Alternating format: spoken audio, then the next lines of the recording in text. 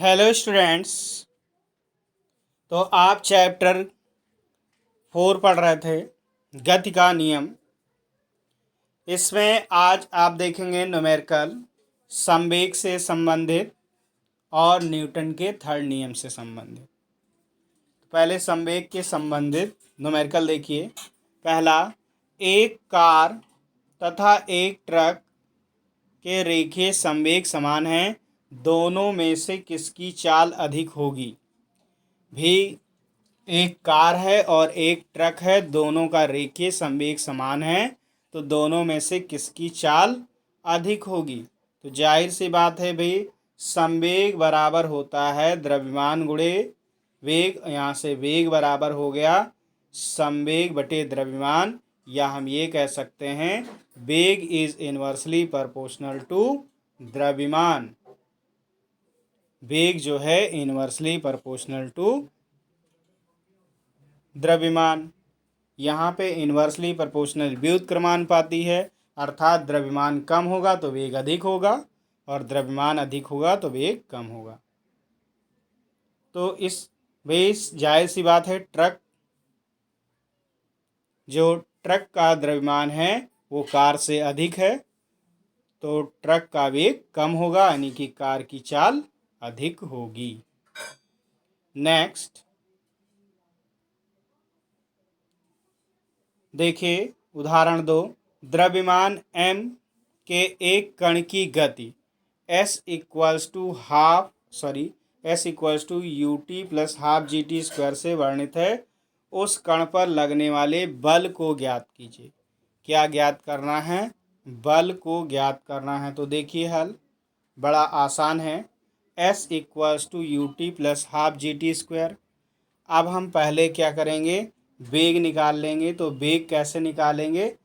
वेग निकालने के लिए v इक्वल्स टू होता है D S by d T. इसको समय के सापेक्ष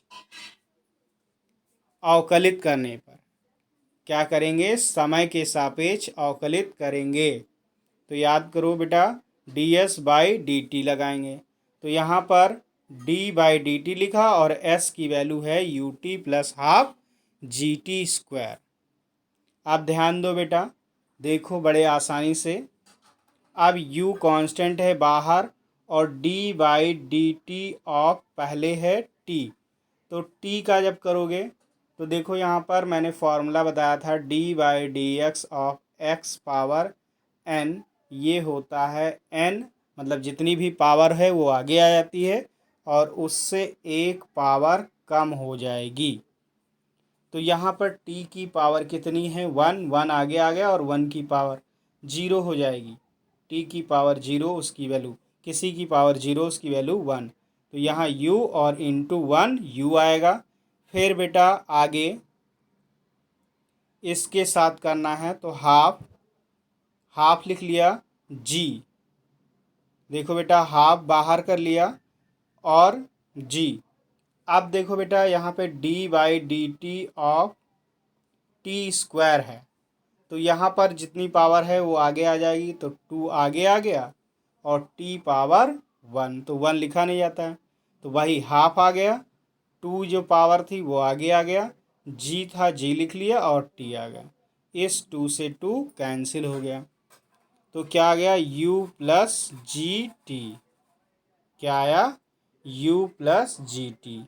तो ये तो अभी बेटा क्या आया है हमारा, ध्यान दीजिए, ये क्या आया है? वेग आ गया है। अब त्वरण निकालेंगे। तो भाई त्वरण क्या होता है? ये v आया है। अब त्वरण होता है d b by d t, अर्थात जो भी दिया है इसको हम पुनः डिफ्रेंशिएट करेंगे। तो a equals to d b by d t, तो d बाई डी टी और v की value u plus g t. अब देखो बेटा d बाई डी टी, अगर हम किसी d by D x of constant करते हैं तो 0। तो यहाँ d by d T of u लिखा है, तो यहाँ पे समय का फंक्शन है, तो ये क्या हो गया? कांस्टेंट, तो इसकी वैल्यू 0 हो गया।